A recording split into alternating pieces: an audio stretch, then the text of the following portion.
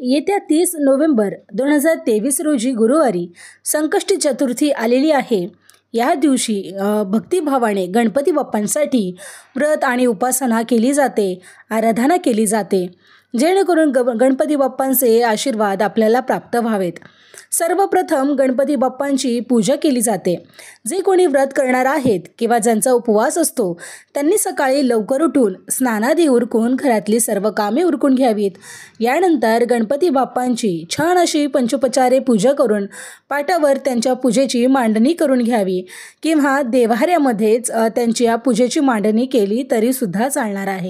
गणपती बाप्पांना सर्वप्रथम गंगेच्या पाण्याने स्वच्छ असं स्नान घालून घ्यायचं आहे। यानंतर पंचामृताने किंवा दुधाने तुम्ही स्नान घालून घेऊ शकता। ज्यावेळी तुम्ही गंगेच्या पाण्याने अभिषेक करणार आहात, दुधाने अभिषेक करणार आहात किंवा पंचामृताने अभिषेक करणार आहात, त्यावेळी तुम्हाला ओम गंग गणपतये नमः या मंत्राचा जप करायचा आहे।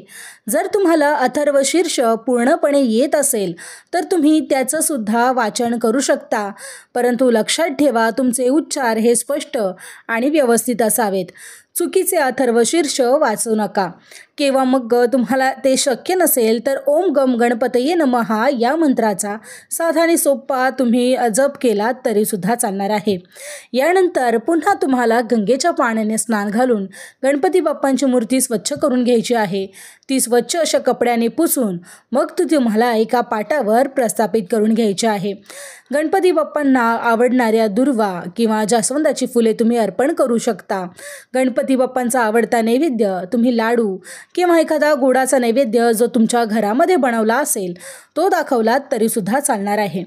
जर तुमची काही आर्थिक अडचणी असतील किंवा बरेच दिवसापासून एखाद्या व्यक्तीकडे जर तुमचे पैसे अडकलेले आहेत आणि ते पैसे ती व्यक्ती द्यायचं नाव घेत नाहीये किंवा तुमचे पैसे एखाद्या ठिकाणावरून येणार आहेत पण भरपूर बाधा येत आहेत आणि ते पैसे तुमच्यापर्यंत पोहोचत नाहीयेत किंवा तुम्हाला आर्थिक अडचणीतून मार्ग सापडावा किंवा एखाद्या कर्जातून तुम्ही भरपूर मेहनत करून सुद्धा बाहेर पडतच नसाल तर अशा वेळी तुम्ही संकष्ट चतुर्थीच्या दिवशी आता मी जे काही उपाय सांगणार आहेत या उपायांपैकी एखादा उपाय नक्की करून बघा। नक्कीच यामुळे तुम्हाला फरक जाणवू शकतो। पण तत्पूर्वी जर तुम्ही माझ्या चॅनलवर नवीन असाल तर चॅनलला सबस्क्राईब करून बाजूला दिलेले बेल आयकॉन ऑलवर क्लिक करा। व्हिडिओ आवडला तर कमेंटमध्ये गणपती बाप्पा मोरया नक्की लिहा। याशिवाय व्हिडिओला लाईक करा आणि सगळ्यांबरोबर शेअरसुद्धा करा। चला तर मग व्हिडिओला सुरुवात करूया। गोमाता म्हणजेच गाय आपल्या हिंदू संस्कृतीमध्ये आणि आपल्या हिंदू धर्मामध्ये गायीला अतिशय महत्त्व दिलं जातं। असं मानलं जातं की गायीच्या पोटामध्ये 33 कोटी देवांचा वास असतो आणि त्यामुळे संकष्टी चतुर्थीच्या दिवशी तुम्हाला गायीची पूजा करायची आहे। आता जर हे शक्य नसेल तर तुमच्या घरामध्ये गाय आणि वासराची मूर्ती असेल तर त्याची पूजा तुम्ही केली तरी सुद्धा चालेल किंवा एखादी गोशाळा जर तुमच्या घराच्या जवळ असेल तर तिथे जाऊन सुद्धा तुम्ही दानधर्म करू शकता किंवा त्या गायींना चारा किंवा तुमच्या घरामध्ये बनवलेला पदार्थ खायला घालू शकता। दुसरा उपाय म्हणजे संकष्ट चतुर्थीच्या दिवशी एखादी गरीब व्यक्ती जर तुम्हाला दिसली किंवा गरजू व्यक्ती दिसली तर तिला अन्नदान नक्की करा। जर तुम्ही अन्नदान करू शकला नाहीत तर कच्चं धान्य जरी दिलं किंवा कपडे दान केले तरी सुद्धा तुम्हाला ते अतिशय उपयोगी ठरणार आहे। यामुळे तुमची रखडलेली कामं पूर्णत्वास जातात। तिसरा उपाय म्हणजे असं सांगितलं जातं की यशोदा मैयाने सुद्धा श्रीकृष्णाच्या खोड्या कमी व्हाव्या म्हणून संकष्ट चतुर्थीचं व्रत केलं होतं। ज्या मुलं अतिशय खोडकर असतात किंवा खूप हट्टी असतात त्या प्रत्येक आईने संकष्ट चतुर्थीचं व्रत नक्की करायचं आहे। याशिवाय या दिवशी तुम्हाला भगवान श्रीकृष्णांना लोण्याचा नैवेद्य दाखवायचा आहे। यामुळे जर तुमच्या घरामध्ये किंवा तुमच्या बाळावर वाईट शक्तीचा प्रभाव असेल तर तो सुद्धा कमी व्हायला मदत होते आणि घरामध्ये सकारात्मक शक्ती संचारते। आणि यामुळेच ज्यावेळी संकष्ट चतुर्थी असते त्यावेळी भगवान श्रीकृष्णांना पिवळे वस्त्र दान केलं जातं, अर्पण केलं जातं। यामुळे आपल्या जीवनामध्ये प्रगती येते। चौथा उपाय म्हणजे संकष्ट चतुर्थीच्या दिवशी तुम्हाला गायीबरोबरच वासराची सुद्धा पूजा करायची आहे। त्या गायीची सेवा तर तुम्हाला करायचीच आहे, मात्र गायीबरोबर असलेल्या तिच्या पाडसाची, तिच्या वासराची सुद्धा तुम्हाला पूजा करायची आहे।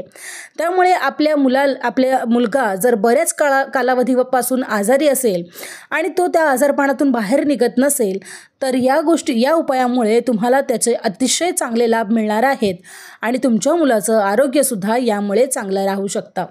पाचवा उपाय म्हणजे संकष्ट चतुर्थीच्या दिवशी तुम्हाला गणपती अथर्वशीर्ष म्हटल्यास गणपती बाप्पा तुमच्यावर प्रसन्न होतात। संकष्टीच्या दिवशी सकाळी लवकर उठून स्नान करून तुम्हाला अथर्वशीर्षाचं वाचन करायचं आहे। आता जर तुम्हाला अथर्वशीर्ष म्हणता येत नसेल तर तुम्ही कमीत कमी ते ऐकलं तरीसुद्धा तुम्हाला तितकंच पुण्य प्राप्त होणार आहे। त्यामुळे तुमच्या जीवनातील सर्व संकट दूर होतात। मात्र तुम्हाला ते वाचताना किंवा ऐकताना मन लावून ऐकायचं आहे। गणपती बाप्पाला अथर्वशीर्ष खूप प्रिय आहे आणि त्यामुळे अथर्वशीर्ष आपल्या मनाला मानसिक शांतता देतं। जर तुमच्या आयुष्यात काही अडचणी असतील तर अथर्वशीर्षाचा पाठ तुम्हाला नियमित करायचा आहे। यामुळे तुमच्या आयुष्यातील, तुमच्या जीवनातील सर्व विघ्नहर्ता दूर करतो। सहावा उपाय म्हणजे संकष्ट चतुर्थीच्या दिवशी 1.25 किलो मुगाची डाळ उकडून त्यामध्ये तूप आणि साखर घालून हा पदार्थ तुम्ही गाईला खायला द्यायचा आहे। असं केल्यामुळे कर्जासंबंधी तुमचे त्रास दूर होतात आणि लक्षात ठेवा, हा उपाय मात्र तुम्हाला सातत्याने करायचा आहे। म्हणजे दर संकष्ट चतुर्थीला हा उपाय तुम्ही केलाच पाहिजे। जोपर्यंत तुमचं कर्ज फिटत नाही तोपर्यंत हा उपाय तुम्हाला करायचा आहे। या व्यतिरिक्त तुमच्या अंगावर जर भरपूर कर्ज आहे, तुम्ही खूप मेहनत घेताय ते कर्ज फेडण्यासाठी, तरी पण ते कर्ज जर फिटत नसेल तर अशा वेळी प्रत्येक संकष्ट चतुर्थीला आणि अंगारक संकष्ट चतुर्थीला सकाळी आणि संध्याकाळी तुम्हाला ऋणमोचक गणपती स्तोत्राचं वाचन करायचं आहे। हे स्तोत्र वाचल्यामुळे लवकरात लवकर तुमचं कर्ज फिटायला नक्कीच मदत होते। हा उपाय अनुभव सिद्ध असून हा उपाय नक्की करून बघा। शेवटचा उपाय आणि सातवा उपाय म्हणजे संकष्ट चतुर्थीच्या दिवशी गणपती बाप्पाला तुम्हाला दुर्वा अर्पण करायच्या आहेत। मोदकांचा नैवेद्यसुद्धा दाखवायचा आहे। गणपती बाप्पाला गूळ आणि खोबरंसुद्धा अतिशय प्रिय आहे। त्यामुळे गूळ खोबऱ्याचा नैवेद्य याशिवाय मोदकाचा नैवेद्य जर तुम्ही गणपती बाप्पांना दाखवला तर गणपती बाप्पा तुमच्यावर अतिशय प्रसन्न होतात। याशिवाय मोदकाचा नैवेद्य तुम्ही दाखवू शकत नसाल तर पिवळ्या बुंदीचा किंवा लाल बुंदीचा लाडूसुद्धा तुम्ही गणपती बाप्पांना देऊ शकता। हे लाडूसुद्धा गणपती बाप्पांना अतिशय प्रिय आहेत।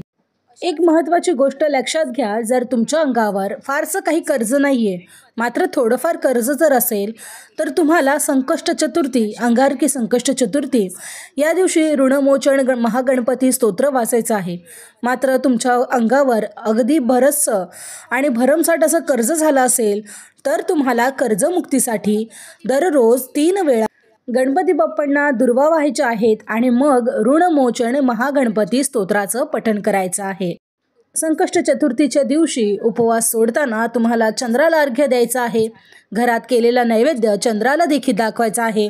चंद्रोदय रात्री 8:35 होणारा असून यावेळी तुम्ही चंद्राची सुद्धा पूजा करायची आहे। चंद्राला ओवाळून घ्यायचं आहे आणि मग चंद्राला नैवेद्य अर्पण करून अर्घ्य देऊन मग तुम्ही तुमचा उपवास सोडू शकता। तर मग मंडळी, ही माहिती तुम्हाला कशी वाटली मला कमेंटमध्ये सांगायला विसरू नका। याशिवाय व्हिडिओ आवडला असेल तर कमेंटमध्ये गणपती बाप्पा मोरया नक्की लिहा। व्हिडिओला लाईक करा आणि सगळ्यांबरोबर शेअरसुद्धा करा। चला तर मग भेटूया अशाच एका नवीन व्हिडिओमध्ये अशाच महत्त्वपूर्ण माहितीसह। तोपर्यंत धन्यवाद।